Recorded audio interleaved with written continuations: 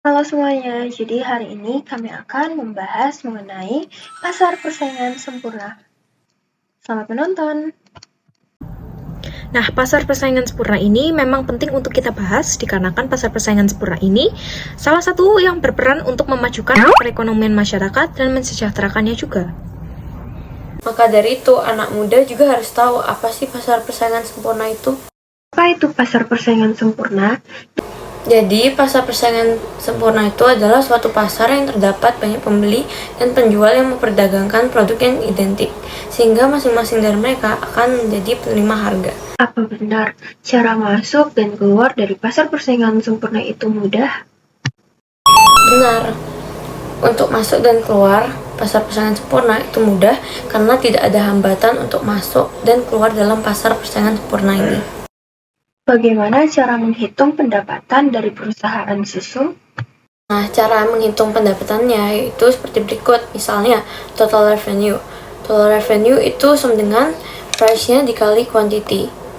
Jadi misalnya price-nya $6 1 galon. Jadi kalau 2 galon itu total revenue-nya akan mendapat $12. Lalu ada average revenue. Itu pendapatan yang diterima untuk setiap galon susunya. Berarti rumusnya adalah total revenue dibagi dengan quantity. Sehingga average revenue ini sama dengan price-nya. Terus ada marginal revenue. Marginal revenue ini kita pakai delta total revenue dibagi dengan delta quantity. Sehingga marginal revenue ini perubahan pendapatan total dari setiap penjualan 1 galon susu tambahan. Dan marginal revenue ini juga sama dengan nilai P. Lalu apa sih contoh dari pasar persaingan sempurna? Ciri-cirinya juga gimana? Nah, contoh dari pasar persaingan sempurna adalah kasus beras yang terjadi di Indonesia. Pada saat itu, harga beras di Indonesia naik 2 kali lipat dibandingkan harga internasional. Oleh karena itu, pemerintah ingin melakukan importasi beras, namun importasi beras tidak efektif dikarenakan Bulog mengimpor beras ketika harga internasional telah naik. Nah, pasar beras di sini menjadi contoh dari pasar persaingan sempurna, dikarenakan pasar beras ini memiliki ciri dari pasar persaingan sempurna. Ciri tersebut diantara lain yang pertama yaitu penjual dan pembelinya banyak. Di sini banyaknya penjual dialokasikan untuk memenuhi kebutuhan pembeli dalam pemenuhan kebutuhan beras. Lalu ciri yang kedua yaitu produk yang dijualkan yaitu homogen atau serupa. Dengan itu pembeli harus pintar-pintar untuk memilih kualitas dan kuantitas yang baik. Lalu ciri yang ketiga yaitu free entry dan free exit. Di sini penjual dapat keluar dan masuk pasar sesuai dengan kondisi pasar tersebut. Lalu ciri yang terakhir adalah price taker. Entah penjual atau pembelinya banyak, harganya juga akan tetap sama. Dan interaksi penjual dan pembeli ini yang menentukan harga tersebut. Jadi tujuan pasar kompetitif itu apa sih? Nah, tujuan pasar kompetitif itu simple banget. Jadi, tujuan mereka itu sebenarnya untuk memaksimalkan keuntungan atau mendapatkan keuntungan yang sebanyak-banyak yang mereka bisa. Nah, gimana sih cara taunya mereka sudah memaksimalkan keuntungan itu? Jadi, caranya itu mereka melihat total marginal revenue-nya sama marginal cost-nya itu sama. Jika sama, berarti keuntungan yang mereka dapat itu sudah maksimal.